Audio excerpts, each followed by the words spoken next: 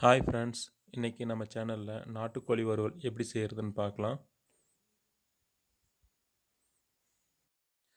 குக்கரில் 4 ஸ்பூன் எண்ணெய் எடுத்துக்கலாம். எண்ணெய் காஞ்ச உடனே இஞ்சி பூண்டு விழுது சேர்த்துக்கலாங்க. அதில் 2 ஸ்பூன் மிளகாத்தூள் சேர்த்துக்கலாங்க. அரை ஸ்பூன் மஞ்சத்தூளும் சேர்த்துக்கலாங்க.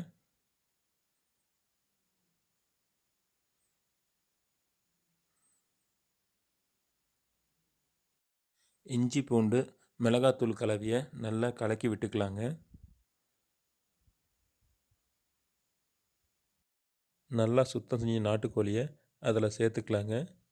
சேர்த்து கிளறி விட்டுட்டு குக்கரில் ஒரு 3 விசில் வர்ற வரைக்கும் வேக விடலாங்க. இப்போது நல்லா வெந்ததுக்கப்புறம் அந்த குக்கரில் இருக்கிற கறியை தனியாக எடுத்து வச்சுக்கலாங்க. 100 கிராம் அளவுக்கு சின்ன வெங்காயத்தை நம்ம விழுதாக அரைச்சி வச்சுக்கலாங்க.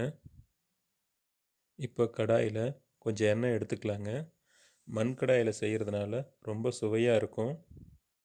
எண்ணெய் காஞ்சதுக்கப்புறம் பச்சை மிளகா, சீரகம், நறுக்கின சின்ன வெங்காயம் 3த்தையும் சேர்த்து நல்லா வதக்கிக்கலாங்க.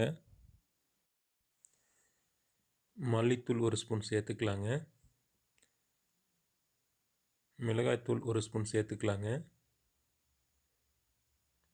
இப்போது வேக வச்ச கறியை அதில் போட்டு நல்லா கிளறி விட்டுக்கலாங்க. இஞ்சி பூண்டு விழுதை சேர்த்துக்கலாங்க. அப்புறம் சின்ன வெங்காய விழுதையும் சேர்த்துக்கலாங்க. அதில் நல்லா கிளறி விட்டதுக்கப்புறம் தயிர் 1 கப் சேர்த்துக்கலாங்க. அதையும் நல்லா கிளறி விட்டுக்கலாங்க.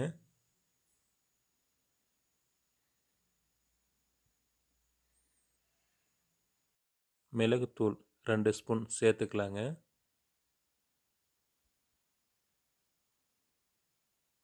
அதை இப்போது நல்லா கிளறி விட்டுக்கலாங்க.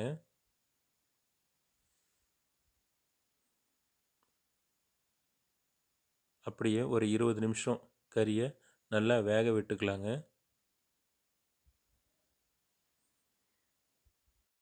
இப்போது சுவையான நாட்டுக்கோழி வறுவல் நமக்கு தயாராகிடுச்சுங்க. ரொம்ப ஸ்பெஷலான, ரொம்ப ஸ்பைசியான நாட்டுக்கோழி வறுவல் நம்ம தயார் செஞ்சுருக்கோம். நீங்களும் வீட்டில் ட்ரை பண்ணி பாருங்கள். ரொம்பவே ஸ்பெஷலாக இருக்குங்க. இந்த வீடியோ உங்களுக்கு பிடிச்சிருந்ததுன்னா லைக் பண்ணுங்கள், கமெண்ட் பண்ணுங்கள், ஷேர் பண்ணுங்கள். எல்லாத்துக்கும் மேலே சப்ஸ்கிரைப் பண்ணுங்கள்.